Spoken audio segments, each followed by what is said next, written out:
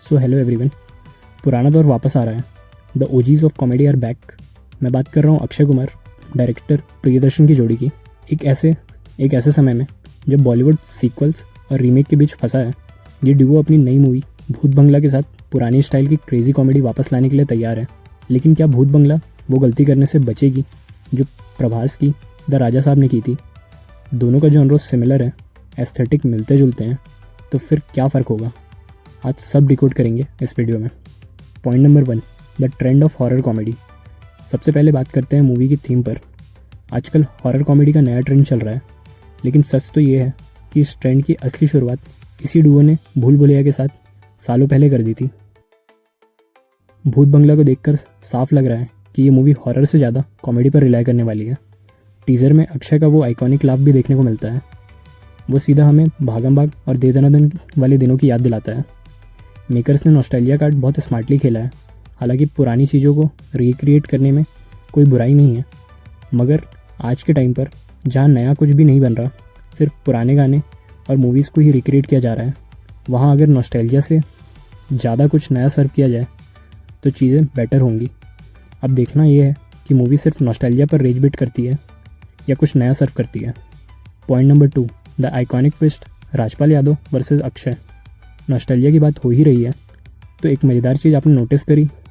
Teaser के एक shot में भूल भुलैया का आइकॉनिक स्लैप सीन रिक्रिएट किया गया है, लेकिन एक ट्विस्ट के साथ। जहाँ पहले अक्षय ने राजपाल को थप्पड़ मारा था भूल भुलैया में और वो सीन आइकॉनिक बन गया था, वहीं इस बार राजपाल यादव अक्षय को थप्पड़ मारते दिखाई दे रहे हैं विद सिमिलर साउंड इफेक्ट।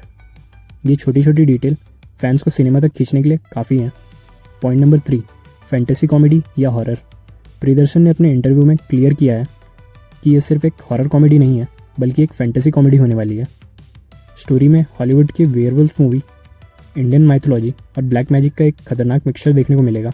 मतलब लॉजिक थोड़ा साइड में रखो और मैडनेस के लिए तैयार हो जाओ। इनफैक्ट टीज़र में कुछ शॉट्स भी हैं जो वेयरवुल्फ की तरफ इशारा कर रहे हैं, और हाथ देखकर तो ये लग रहा है शायद अक्षय का मूवी में डबल रोल होने वाला है, या वही मूवी में वेयरवुल्फ प्ले करते दिखाई दे सकते हैं। बट ये सिर्फ एक स्पेकुलेशन है, तो वेट करते हैं ट्रेलर के आने का। शायद उसके बाद स्टोरी थोड़ी और क्लियर कट समझ आए। पॉइंट नंबर 4, भूत बंगला वर्सेस राजा साहब। अब आते हैं सबसे बड़े पॉइंट पर, प्रभास की द राजा साहब से कंपैरिजन।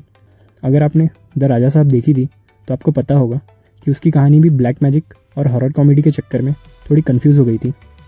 विजुअल के बेसिस पर दोनों मूवी काफ़ी रिजेंबल कर रही हैं। भूत बंगला के पोस्टर में जो बड़ा सा भूत का हाथ दिखाया गया है, वो सीधा द राजा साहब के क्लाइमेक्स की याद दिलाता है, जहाँ प्रभास एक बड़े CGI मॉन्स्टर से लड़ते हैं। हालांकि दोनों मूवी अलग अलग वक्त पर लिखी गई हैं, तो कॉपी का कोई सवाल नहीं उठता, मगर एस्थेटिक काफ़ी सिमिलर फील हो रहे हैं।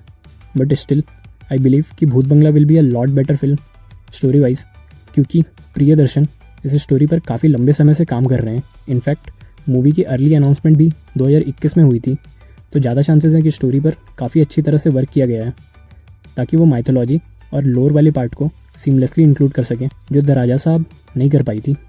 द राजा साहब की बात की जाए तो वो मूवी टुकड़ों में बनाई हुई फील होती है, जहाँ स्टोरी को कभी प्रॉपरली स्क्रिप्ट में कन्वर्ट किया ही नहीं गया।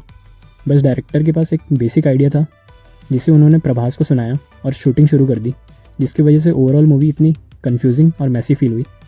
पॉइंट नंबर 5, वाई भूत बंगला विल सक्सीड।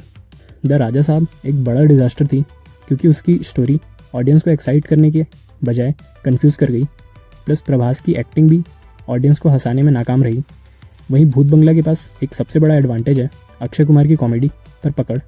अक्षय और प्रियदर्शन की ट्यूनिंग ऐसी है कि अगर स्टोरी फिट बैठ गई तो फिर बॉक्स ऑफिस पर जलवा होना तय है। हम सब जानते हैं कि अक्षय जब नेचुरल कॉमेडी जोन में होते हैं तो उन्हें बीट करना मुश्किल है, और इसकी छोटी मोटी झलक हमें मूवी के पहले गाने में ही देखने को मिल गई, जिसका comment section Raju mode on से भरा पड़ा है, जिसे देखकर पता चलता है कि ऑडियंस कितना वेट कर रही थी अक्षय की पुरानी एनर्जी और कॉमेडी का, जो शायद भूत बंगला में देखने को मिलेगा। तो दोस्तों, आपको क्या लगता है कि भूत बंगला अक्षय कुमार का कमबैक साबित होगी, और क्या ये मूवी द राजा साहब जैसी गलतियाँ अवॉइड कर पाएगी? कमेंट सेक्शन में अपनी राय ज़रूर बताएं।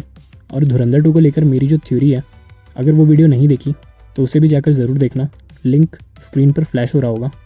ये वीडियो पसंद आई हो तो लाइक करें, और ऐसे ही बॉलीवुड अपडेट्स के लिए चैनल को सब्सक्राइब करना ना भूलें। मिलते हैं अगले वीडियो में।